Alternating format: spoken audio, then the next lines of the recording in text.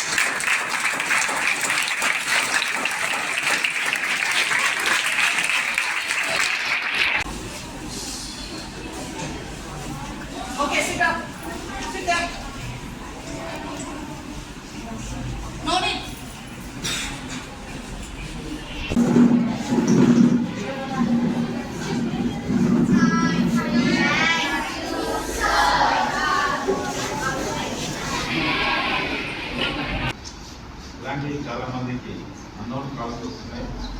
వాళ్ళందరినీ బెదిరించి ఎంతో కొంత డబ్బులు వాళ్ళ దగ్గర నుంచి లాగుతారు. మీరు కొంత అమౌంట్ వేసిన తర్వాత ఏంటంటే వాడు మళ్ళీ ఆల్టర్నేటివ్గా ఇంకా అడుగుతుంటాడు. మనం ఏం చేయాలో అర్థం కాదు. కొంతమంది ఈ పరిస్థితుల్లో సూసైడ్ చేసుకున్న వాళ్ళు కూడా ఉన్నారు. సో ఏంటంటే మనం బిఫోర్ మనం అలర్ట్ అయిపోతే ఇలాంటివి మనం జరగకుండా ఇక్కడ మీరు ఏదైతే ఇక్కడ విన్నారో ఇది మీ పేరెంట్స్ కానీ మీ ఫ్రెండ్స్ కానీ అందరికీ కొంచెం అవేర్నెస్ చేయాలి. ఎందుకంటే తెలియని వాళ్ళు చాలామంది మోసపోతారు. సో మీరు ఏం చేయాలంటే మీకు తెలిసింది, మీకు అర్థమైంది, మీ పేరెంట్స్ కానీ మీ రిలేటివ్స్ కానీ మీ ఫ్రెండ్స్ సర్కిల్లో వాళ్ళకి చెప్పాలి. అందరి దగ్గర ఈ రోజుల్లో స్మార్ట్ ఫోన్లు ఉన్నాయి. ఆన్లైన్లో మీరు షాపింగ్లు చేస్తారు, మీరు పర్చేజ్ చేస్తారు, మీరు యూపీఐ పేమెంట్స్ చేస్తుంటారు, ఎక్కడ పడితే అక్కడ ఏది స్కాన్ చేస్తుంటారు, మీకు క్యూఆర్ కోడ్లు కొన్ని వస్తాయి. అలాంటి వాటిలో కూడా స్కాన్ చేశారనుకోండి, ఒక్కోసారి ఏం చేస్తారంటే మన యూపీఐ పాస్వర్డ్ డబ్బులు మాకు ఎవరైనా పంపించారనుకోండి, మనం అందులో యూపీఐ పిన్ నెంబర్ ఎంటర్ చేయాల్సిన అవసరం లేదు. వేరే వాళ్ళు మనం పంపాలనుకో డబ్బులు, మీరు స్కాన్ చేస్తారు, దాంట్లో మీ పిన్ నెంబర్ కొడితే అమౌంట్ వాళ్ళకి వెళ్ళిపోతుంది. వాడు నేను మీ డబ్బులు పంపుతున్నాను అది అని చెప్పేసి దాన్ని స్కాన్ చేయమంటాడు. చేసిన తర్వాత మనం పిన్ నెంబర్ మనం కొట్టామనుకోండి, మన డబ్బులు అదే వెళ్ళిపోతుంది. సో అట్లాంటి అన్నోన్ ఈ ఈ వీటిని స్కాన్ చేయకూడదు. అట్లనే మీకు యూపీఐ పిన్ నెంబర్స్ ఉంటాయి కదా, ఎవరికి చెప్పొచ్చు. అట్లనే ఓటీపీలు వస్తాయి మీ ఫోన్లకి. మీకంటే మీకు రాకపోతే ఎవరైతే సెల్ ఫోన్ మెయింటైన్ చేస్తారో వాళ్ళకి ఓటీపీ చెప్పమంటారు. మేము బ్యాంక్ నుంచి మాట్లాడుతున్నాము, మీ కేవైసీ అప్డేట్ చేయాలి. కేవైసీ అంటే ఏంటి? బ్యాంకు డీటెయిల్స్కి సంబంధించినవి, అవి అప్డేట్ చేయాలి. ఎప్పుడైనా కూడా అలాంటివి అడిగిన ఇన్ఫర్మేషన్, ఆధార్ నెంబర్ కానీ ఇంకా మన పర్సనల్ ఇన్ఫర్మేషన్ కానీ ఏదైనా అడిగితే ఎప్పుడు చెప్పకూడదు. ఎవరైనా కూడా అన్నోన్ పర్సన్స్ మీరు మొబైల్లో గేమ్స్ ఆడుతుంటారు ప్లస్. సో ఆయన చెప్తూనే ఉన్నాడు అన్ని, మీరు ముంబైది అది అడ్రస్ అన్ని చెప్తున్నాడు. కేస్ నెంబర్ చెప్పిన తర్వాత he said your number is in a case, he said illegal activity, he said. When he said illegal activity, నేను కొంచెం అలర్ట్ అయిపోయినా. Illegal what? ఇల్లీగల్ ఎవరు ఏంటి అని చెప్పే వరకు ఈ కేస్ నెంబర్ రిజిస్టర్ అయిపోయింది, రాసుకోండి అని చెప్పాను. యాక్చువల్లీ దీని ముందు కూడా ఒక ఇన్సిడెంట్ జరిగింది సార్, అయితే వాళ్ళు కూడా కేస్ నెంబర్ ఇచ్చారు. ఆ మైండ్లోనే వెళ్ళిపోయినా నేను, కేస్ నెంబర్ కూడా రాసేసాను.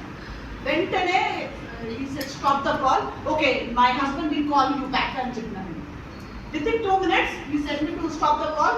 నాకు కేస్ నెంబర్ అని చెప్పే వరకు నేను అలర్ట్ అయిపోయినా, because one case has been registered in the Australia's case. So I cut the call, I said my husband will call you back అని చెప్పేసి కాల్ కట్ చేశాను. వెంటనే వితిన్ వేరే నంబర్స్ నాకు కాల్ వస్తూనే ఉంది. వెంటనే నాకు స్కూల్ ఫోన్లో కూడా వీడియో కాల్స్ వస్తున్నాయి. And very teachers don't know all these things. As he said to save me all these things. Sir నేను ఏం రివీల్ చేయను, ఎందుకంటే మీరు ఒక్కరి నుంచి నలుగురికి చెప్పేస్తారు, అందుకే నేను రివీల్ చేయలేదు. కొంచెం స్టెప్స్ నుంచి పడిపోయే వరకే సార్ కొట్టేశారు మేడంని అని చెప్పేశారు. అందుకే నేను చెప్పలేదు, నేను చెప్పమని నేను చెప్తున్నాను. So and immediately I got video calls. Video calls వచ్చే వరకు నేను కాల్ లిఫ్ట్ చేయలేదు. స్కూల్ ఫోన్లో కూడా వీడియో కాల్స్ వస్తున్నాయి, నేను లిఫ్ట్ చేయలేదు. Immediately I block all the calls and cyber క్రైమ్కి కాల్ చేశాను నేను. సో నాకు అయింది, you all should know, because you are all in Instagram, you are all in the social media. అందుకే సార్ చెప్పాను, మీకు గర్ల్కి ఒక అవేర్నెస్ కావాలని. You are posting your half sari pics, everything, your all function weeks, so be aware of that. And one girl also, I don't think that girl is here. Actually we have a girl in the school,